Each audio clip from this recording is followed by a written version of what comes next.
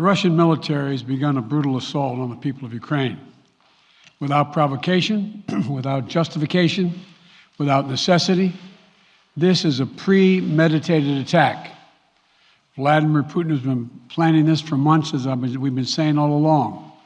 He moved more than 175,000 troops, military equipment, and positions along the Ukrainian border. He moved blood supplies into position and built a field hospital, which tells you all you need to know about his intentions all along. He rejected every good faith effort the United States and our allies and partners made to address our mutual security concerns through dialogue to avoid needless conflict and avert human suffering. For weeks, we have been warning that this would happen. And now it's unfolding largely as we predicted. In the past week, we've seen shelling increase in the Donbass, the region in eastern Ukraine controlled by Russian-backed separatists. The Russian government has perpetrated cyber attacks against Ukraine. We saw a staged political theater in Moscow, outlandish and baseless claims that Ukraine was about to invade and launch a war against Russia, that Ukraine was prepared to use chemical weapons, that Ukraine committed a genocide. Without any evidence, we saw a flagrant violation of international law in attempting to unilaterally create two new so-called republics on sovereign Ukrainian territory. And at the very moment that the United Nations Security Council was meeting to stand up for Ukraine's sovereignty, to stave off invasion, Putin declared his war. Within moments, missile strikes began to fall on historic cities across Ukraine. Then came the air raids, followed by tanks and troops rolling in. We've been transparent with the world. We've shared declassified evidence about Russia's plans and cyber attacks and false pretexts so that there could be no confusion or cover-up about what Putin was doing. Putin is the aggressor. Putin chose this war, and now he and his country will bear the consequences. Today, I'm authorizing additional strong sanctions and new limitations on what can be exported to Russia. This is going to impose severe cost on the Russian economy, both immediately and over time. We have purposely designed these sanctions to maximize the long-term impact on Russia and to minimize the impact on the United States and our allies.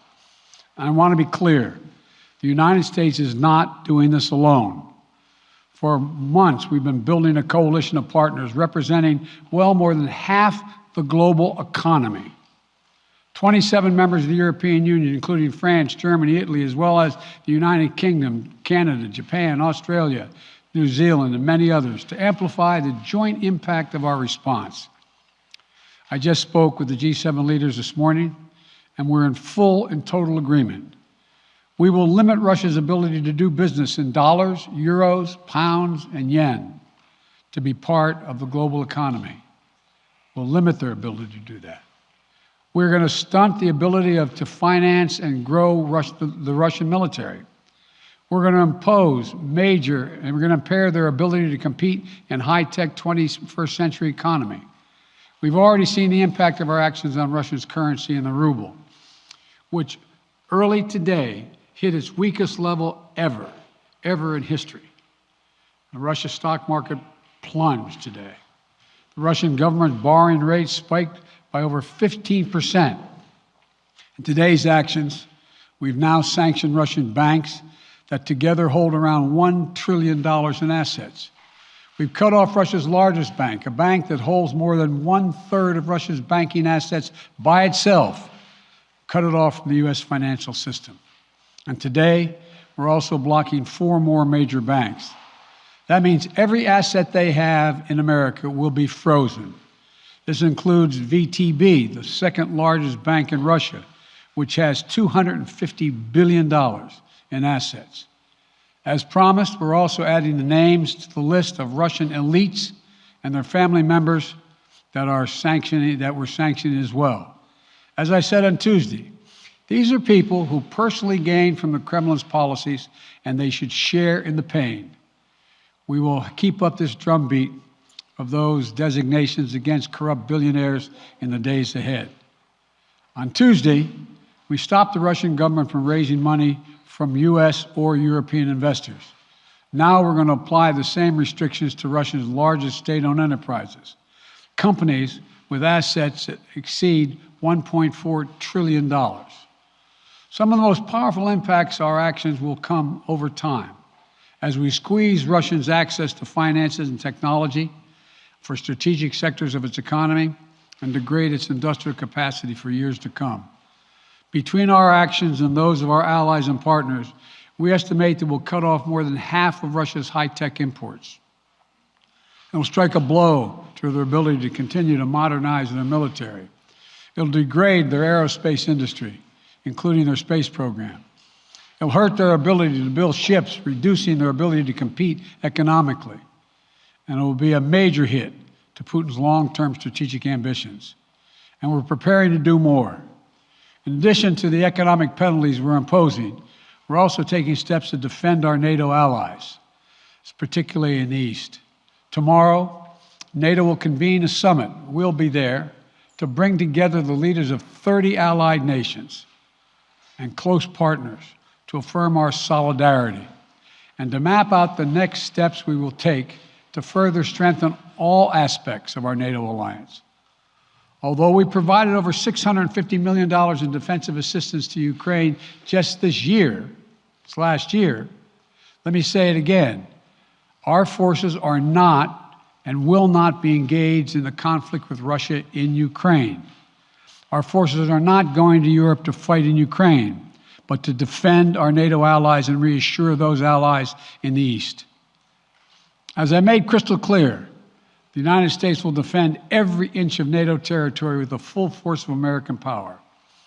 And the good news is, NATO is more united and more determined than ever.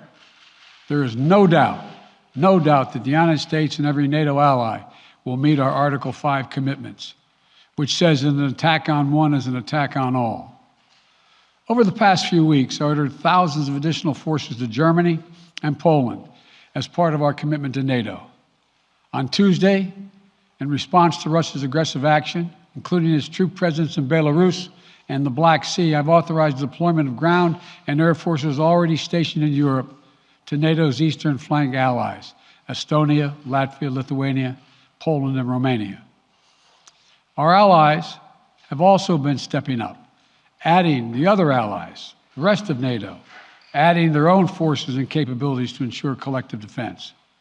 And today, within hours of Russia's unleashing its assault, NATO came together and authorized and activated an activation of response plans.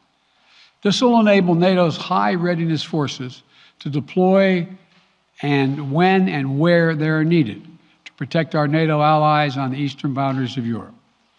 And now I'm authorizing additional U.S. force capabilities to deploy to Germany as part of NATO's response, including some of the U.S.-based forces that the Department of Defense placed on standby weeks ago.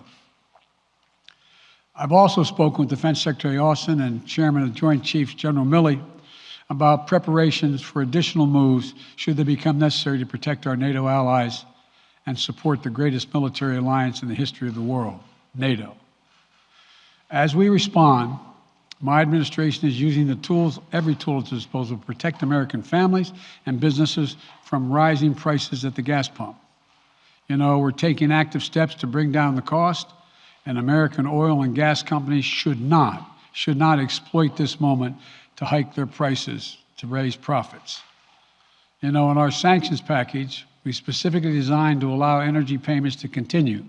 We are closely monitoring energy supplies for any disruption. We've been coordinating with major oil producing and consuming countries toward our common interest to secure global energy supplies.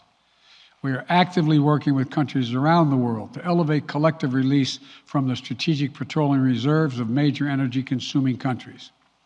And the United States will release additional barrels of oil as conditions warrant. I know this is hard and that Americans are already hurting. I will do everything in my power to limit the pain the American people are feeling at the gas pump. This is critical to me. But this aggression cannot go unanswered. If it did, the consequences for America would be much worse. America stands up to bullies. We stand up for freedom. This is who we are. Let me also repeat the warning I made last week.